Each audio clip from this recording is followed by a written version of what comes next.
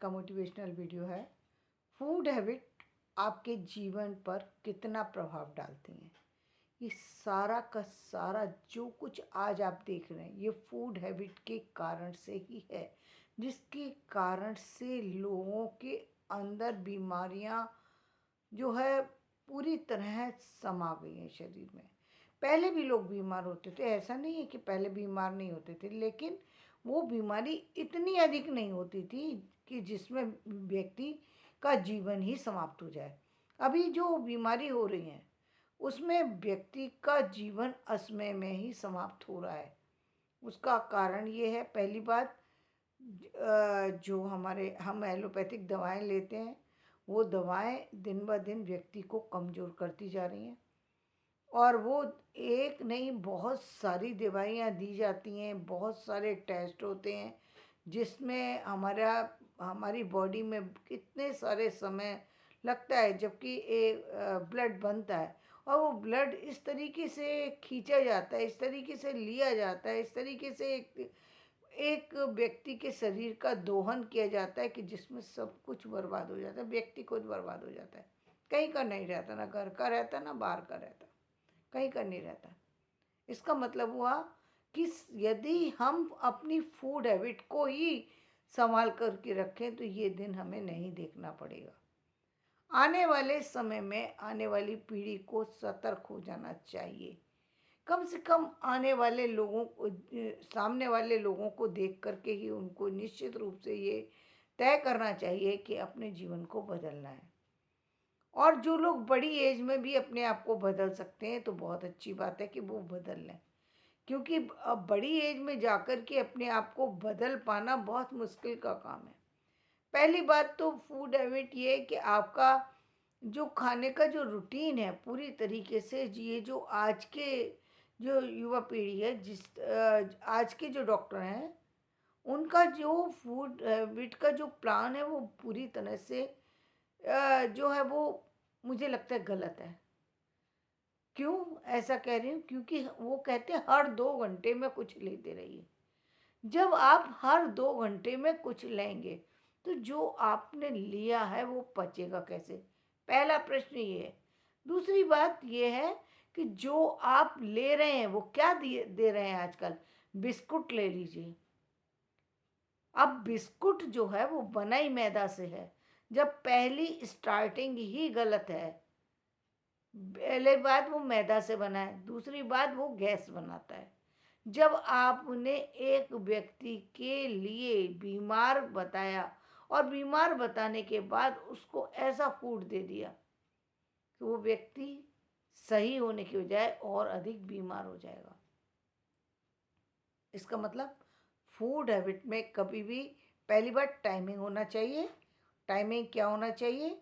Timing होना चाहिए जैसे सुबह उठ करके आप, यदि बहुत जल्दी आपको चाहिए, बहुत सारे लोगों को बहुत जल्दी खाना खाने की आदत होती है, तो आप सुबह उठ करके आप मखाने ले सकते हैं, आप ड्राई फ्रूट्स ले सकते हैं, थोड़ा से ले लीजिए। उसके बाद 9 बजे के करीब आप नाश्ता कीजिए, क्योंकि अब वो हर व्यक्ति अंकुरित चने ना तो ले सकता है ना ही उसको डाइजेस्ट कर सकता है, क्योंकि हर व्यक्ति के अंदर उतने प्रोटीन को डाइजेस्ट करने की क्षमता ही नहीं होती। तो जब क्षमता ही नहीं है तो आप करेंगे कैसे? आपको ड्राई फ्रूट्स लेना है सिर्फ उतना कि जिससे आपको एसिडिटी ना हो, यानी ऐसा नहीं है कि बादाम ले लिए एक मुट्ठी भर के खा लिए, नहीं, 8 से 10 बादाम खा लीजिए। यदि विंटर है तो 8-10 सूखे खा लीजिए, और यदि समर है तो आप उसको भिगो करके ले लीजिए। इतना ही खाइए, इतना नहीं कि एकदम आप अपनी पूरी भूख ही मिटा करके छोड़ेंगे। यदि इतना ही है, आपको खाना ही है, तो मखाने खा लीजिए, वो ठीक है। या आप मुरमुरे जैसा हल्का वो ले लीजिए, वो भी ठीक है। लेकिन मुरमुरे के अंदर जो तल कर के आप लेते हैं वो बिल्कुल गलत है। वो तल कर के नहीं लेना, वो वो सूखे भुने हुए फ्रेश मुरमुरे जो हैं वो आप ले लीजिए। उसमें ऑयल वगैरह कुछ डालने की ज़रूरत नहीं है। चाहे तो नींबू और नमक डाल लें, ताकि यदि आपको थोड़ा चटपटा चाहिए, नींबू नमक, हरी मिर्च डाल लें, तो आधा टमाटर डाल लें, बस उतना ही। ये नहीं 5 टमाटर उसमें काट करके डाल लिए, टमाटर अपने आप में आपको एसिडिटी देता है, नींबू अपने आप में एसिडिटी बनाता है, और इतना हर हर फूड में नींबू, हर फूड में टमाटर, वो भी नुकसानदायक है। तो आपको एक लिमिटेड खाना है, ये नहीं कि बहुत ज़्यादा। आप जो यदि आप खीरे खाने की बात करते हो, खीरा जो है 9 बजे के खाने में लें, सुबह के स्टार्टिंग के फूड में उसकी आवश्यकता नहीं है। स्टार्टिंग का फूड सिर्फ ऐसा ही होना चाहिए, जैसे कहा कि सूखे मेवे जो हैं उसमें आप खा सकते हैं, काजू बादाम ये खा सकते हैं, पिस्ता खा सकते हैं, लेकिन एक लिमिट में इतना ही खाइए कि आपको गैस ना बने। आप थोड़ा सा फ्रूट ले सकते हैं, फ्रेश फ्रूट खा सकते हैं तो बहुत अच्छा है, अन्यथा जूस बना करके भी ले सकते हैं, लेकिन लें कितनी मात्रा में, जितनी मात्रा में मार्केट में आप देखते हैं 20 रुपए का कितना जूस आता है, यानी आपके आप लेते हैं एक गिलास भर के, नहीं, एक गिलास के चौथाई हिस्से में जितना आता है, यानी 100 से 150 ग्राम ही होता होगा उसके अंदर। बस उतना ही जूस लेना है, ये नहीं कि पूरा भर के गिलास लेना है। यदि आप ऐसा कर रहे हैं तो निश्चित रूप से आपकी तबीयत जो है सही होने की बजाय खराब हो जाएगी। आप जब हम देखते हैं कि युवा पीढ़ी भी जो रेगुलर लेते हैं वो लोग ही जूस को डाइजेस्ट कर पाते हैं, अन्यथा जूस ज़्यादा ले लेने से भी जो है वो वॉमिटिंग आने की संभावना है, क्योंकि वो डाइजेस्ट नहीं होता।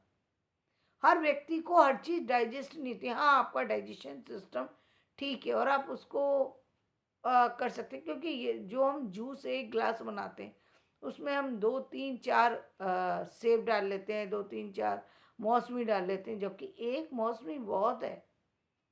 आप 4 मौसमी डाल करके जूस ले रहे हैं तो वो तो नुकसान वाली बात कर रहे हैं आप, फ़ायदा नहीं होगा, आपको नुकसान हो जाएगा। चलिए हमने मान लिया कि 1 मई से जून का 15 मई से लेके, और हम कहेंगे कि जून पूरी समझ लीजिए कि पूरी जून और शायद 8 10 दिन और जुलाई के भी ले लीजिए। बस ये एक समय जहाँ पर आप जो है आधा गिलास या एक गिलास भी जूस ले सकते हैं, लेकिन बाकी समय पर आपको सिर्फ और सिर्फ 150 2 ग्राम से ज़्यादा जूस नहीं लेना चाहिए। तो इतना ही जूस लें, चाहे आप दिन में 4 बार ले लें, वो चलेगा कि आप 600 ग्राम जूस ले लीजिए, दिन में 4 बार ले लीजिए, एक मील में बस उतना ही, तो आप डाइजेस्ट कर लेंगे। आप देखेंगे एसिडिटी की प्रॉब्लम नहीं होगी, आप अच्छे से आप अपने फूड हैबिट को, अपने खाने को पचा पा रहे हैं। तो पहली बात तो ये, और फिर इसके बाद जब आप जो ब्रेकफास्ट कर रहे हैं उसमें यदि आपका ऑयली है फूड, तो निश्चित रूप से आपको उसकी मात्रा कुछ कम करनी होगी, या उसके साथ आपको, आप मात्रा नहीं कम कर सकते, आपको ज़्यादा फूड चाहिए तो आप ज़्यादा फूड ले सकते हैं, लेकिन उसके साथ कुछ ऐसा फूड ले लें जो जिसमें ऑयल कम हो, जिससे वो एडजस्ट हो सके। अब वो क्या होगा वो आप ही को डिसाइड करना है, लेकिन वो उस तरीके से होना चाहिए। तो आप 9 बजे ले लें, उसके बाद आपका वही 1:30 बजे से 2 बजे तक के बीच में, 1 से 2 बजे तक के बीच में आप लंच करें, बस, इससे ज़्यादा नहीं। शाम को फिर आप जो स्नैक्स ले सकते हैं, साढ़े ये अच्छी बात तो ये है कि आप 6 बजे ही का लंच को, वो रात के डिनर को यदि कर लें तो वो बहुत अच्छी बात होती है। 6 से 7 के बीच में वो कर लें तो बहुत अच्छी बात है, क्योंकि ये बड़े लोगों के लिए मैं बात कर रही हूँ, 6 से 7 के लिए। और जो स्टूडेंट हैं वो आप एक 6 बजे एक स्नैक्स ले लें, और 8:30 बजे आप एक डिनर टाइम फिक्स कर दें।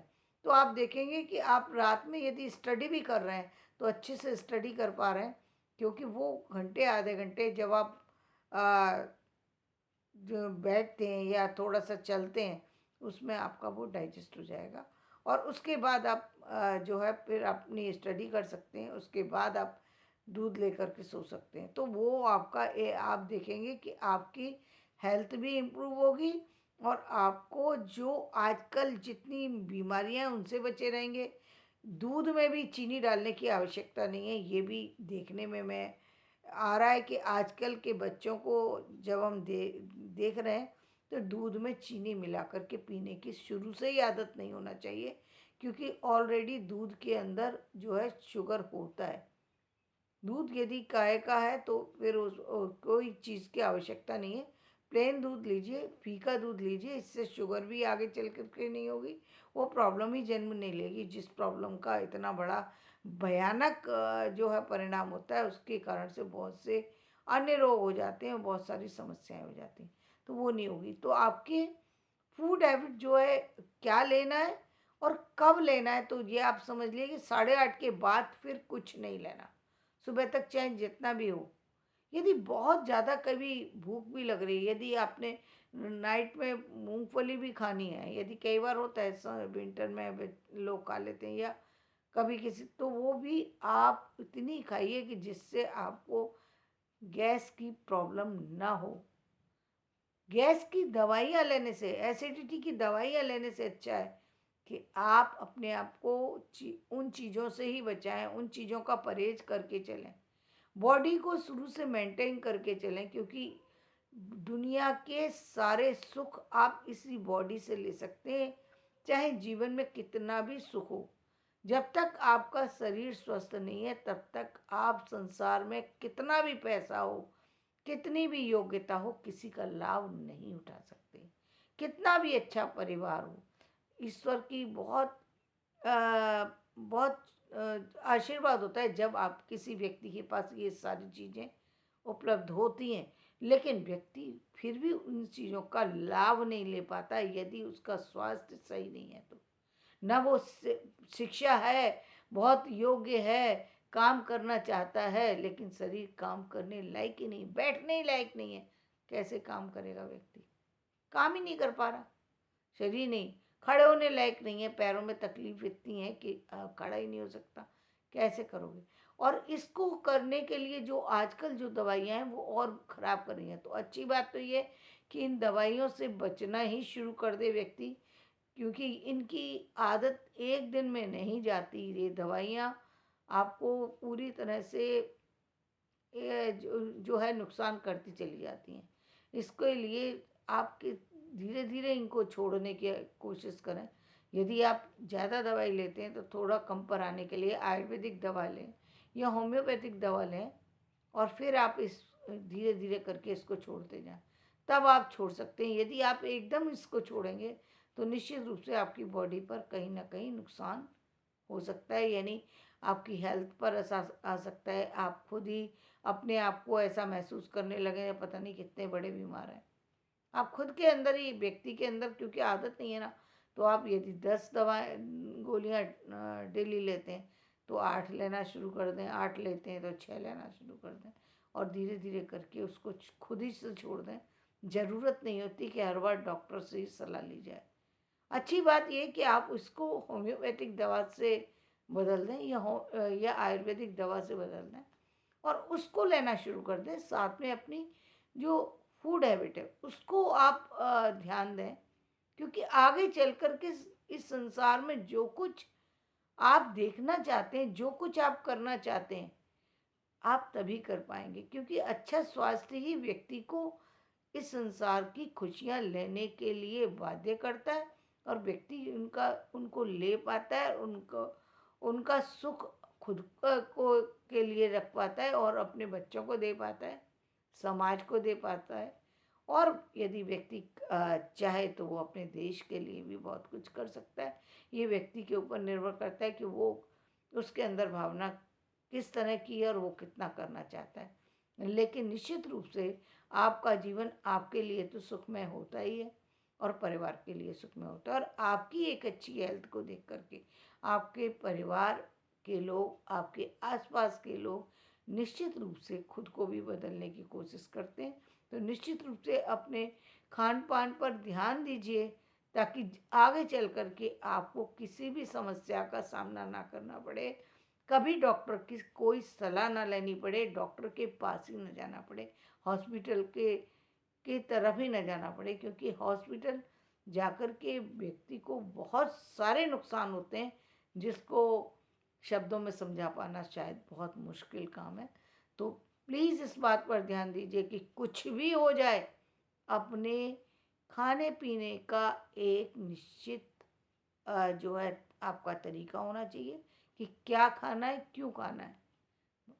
यदि आप नारियल पानी भी ले रहे हैं तो नारियल पानी ये नहीं है कि पीते ही चले जा रहे हैं, नहीं, उतना ही लीजिए जितना आपकी बॉडी को लिए बॉडी को स्वीकार है। हर व्यक्ति की बॉडी अलग तरीके से, कोई ज़्यादा ले सकता है, कोई कम। तो आपकी बॉडी कितना एक्सेप्ट कर रही है ये देख लें, फिर उसके बाद लें। बहुत सारी सी चीज़ें ऐसी नहीं है जहाँ पर आप डॉक्टर से सलाह लेने पहुँच जाते हैं, किसी से भी सलाह लेने पहुँच जाते हैं। किसी से सलाह ना लें, बल्कि आपकी बॉडी के लिए वो खाना लीजिए जिससे आपकी बॉडी दिन ब दिन जो है रफ्तार के साथ अच्छी होती चली जाए, आपके कार्य करने की क्षमताएं बढ़ती चली जाए।